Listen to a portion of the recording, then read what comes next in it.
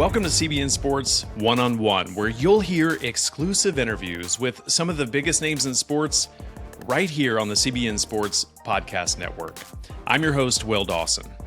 If you're like most of us and you love sports, but you're tired of the dark side of sports culture, me-focused athletes, or even organizations that bow to an unbiblical belief system, we think you're going to love this podcast. There's no yelling, no sensationalism, just great conversations with athletes and coaches who recognize that their purpose is bigger than their sport. Well, by now you've likely heard of the Savannah Bananas. It's baseball and Ringling Brothers together on a baseball field. On today's episode, we have Bananas president Jared Orton. Jared and his wife Kelsey were both recent college graduates and newlyweds when they moved from North Carolina to Savannah to help start a franchise that no one knew about. The organization had little money, as did the couple, and their faith was completely in God's plan and direction in their life. You'll hear this couple's heart as the no-name banana ball became a global sensation. Let's jump right in. Before the Savannah Bananas, Jared, where were you and what were you doing?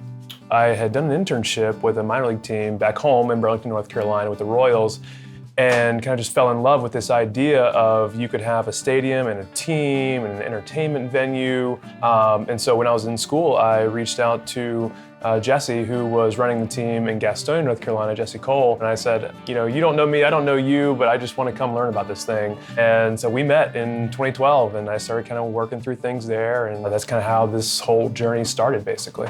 I was finishing up my degree at High Point University, and Jared and I had been dating for a couple years.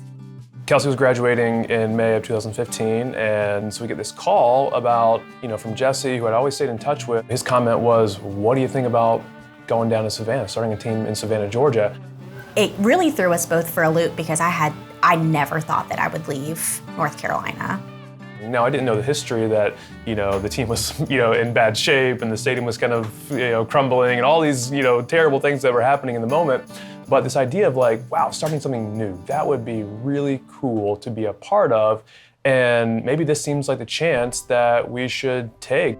So it was 2015, I was 22, he was 24. We were newly married in a new city and we didn't really have a lot of disposable income at that point. So to say it was a struggle was an understatement.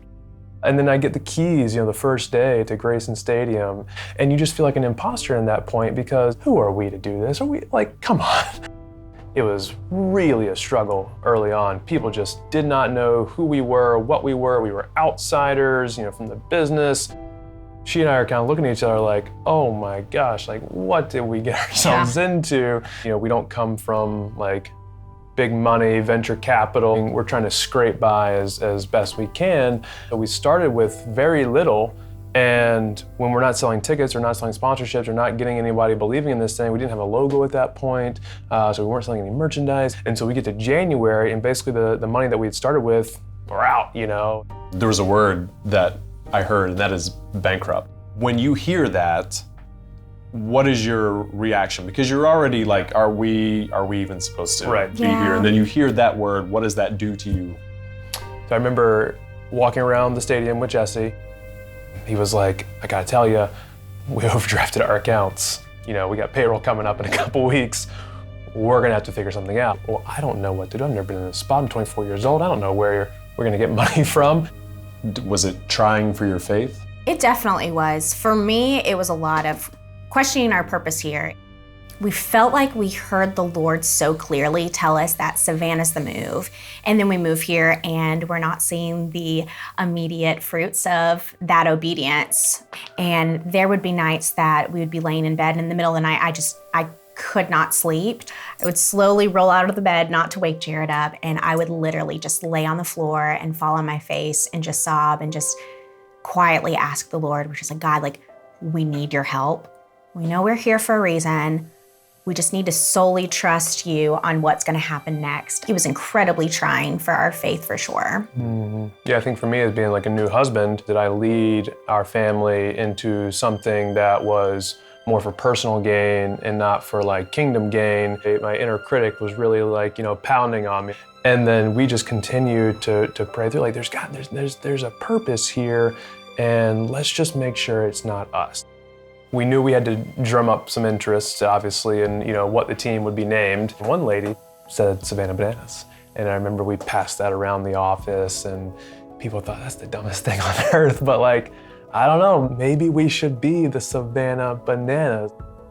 We can't do any worse than we currently are, right? We can't sell any less tickets than we currently have, or make any less money than we currently have, or have any less fans. So why don't we just go all in on this thing? Of course, we thought of all the puns and, the Savannah Banana Nanas dance team and naming the mascot Split and all these ridiculous things. And telling people to go bananas. Telling people to go bananas. We announced that name on February 25th. People freaked out. They were like, that's the dumbest thing on earth. And then people were like, oh, that's the most amazing thing on earth. And, just all these people going back and forth. And we realized finally at that moment, we had people's attention. At that night, I remember we all went out to dinner afterwards, and ESPN was on, and we see that Savannah Bananas is trending on Twitter, and that it's on SportsCenter and all this stuff. And I'm like, okay, are we actually doing this? Is this the point that we had just been hoping and trusting and praying for? And I think that was the night that the Lord really gave us that, hey, I've got you. I just need you to trust me. From thinking that you were completely out of money, from being completely out of money, to now you're on a national tour. How do you process that? It's just a pinch me moment. It's just okay, Lord, you were faithful. We're called to work and do things, and we're obviously in life with people, but realizing that the work thing is just in this little box that is temporary. And if that's the only thing, then man, we're really selling ourselves short of what maybe God has called us to do. We're in this thing to share the love of Jesus with people and to be a part of the Great Commission. We love what we do. We love the people that we do it with, and we love the people that we serve, and the hundreds of thousands of people and all these banana fans. Growing up in the church, I guess I kind of had this mindset to do ministry work, you have to be a pastor or you have to be a missionary in a foreign country. But I think the Lord was teaching us in that time, it's just no, your mission field is wherever you're called to, whether you work a corporate job or whether you're working in a third world country. Grayson Stadium, that is our mission field. Although the team is not a Christian team, we can still bring that love of Christ to whomever we meet, whether it's the game day staffer, whether it's full-time staff, or whether it's just a fan. Well, I wanted to interject here and tell you that we shot this interview in 2023. And yes, while the Savannah Bananas had been featured on ESPN, they'd only started their national tour. Now they're selling out football stadiums all over the country. Well, in this next brief segment, we followed Jared to the ballpark and asked him what Banana Ball is and why it's different. But you're going to hear him dream a little bit as to where he thinks Banana Ball could go. It's great stuff. Let's get back to it. So what is Banana Ball? Banana Ball to us, really, and I hope to everyone, is the fastest and most entertaining version of baseball, right? There's a traditional baseball game, and then there's Banana Ball. And, most of the rules are the same, but there's these kind of quirky sets of rules that we threw into play to figure out how do we make it the most fun and entertaining game. There's a 2-hour time limit. If a fan catches a foul ball, it's an out. There's no bunting, no walks. There's no mound visits. Every inning counts. So there's all these crazy things that we were hoping to do to just jam the most exciting parts of baseball into a 2-hour action-packed event. Why do people love it? I hope the reason people love it is because it's fast and it's fun, and there's it's not your granddad's baseball game, right? It's kind of this kind of edgy frill thing where, it almost feels like it shouldn't these things shouldn't be happening in a real baseball game, right? And so, for us, it's we've taken all the best things and put them into a 2-hour box. And so at 9 o'clock, this thing's ending, and I can go home and I saw the whole show, and I was pleased, and I ate, and I drank, and I danced, and I sang, and all these amazing things. And also, wait, was there a guy on stilts, and did that guy just do a backflip and catch a fly ball for an out? And it's we hope people leave the stadium every night and say, that was the most fun game I've ever been able to witness. You probably had a lot of critics. How do you respond to critics who say what you're doing is fringe or it's circus stuff or whatever? Yeah, early on, people were like, oh, you guys are anti-baseball. And at first we were like, maybe we are, maybe we're not. And then we realized no, you could be a fan of both. We're not trying to take down traditional baseball. We're not trying to hate on anybody that enjoys a traditional baseball game. We like going to baseball games, but you could be both. And what if you were a fan of baseball, and what if you're also a fan of banana ball? And so we always tell people, we exist to make baseball fun. We don't exist to make fun of anyone who doesn't like it. And so some things aren't for people, and that's okay. It doesn't make them a bad person, doesn't make them, someone we don't like, but we feel like there's a lot of cool things that might be happening here. And if you're a fan of baseball, great. If you're not a fan of baseball, that might be even better for you.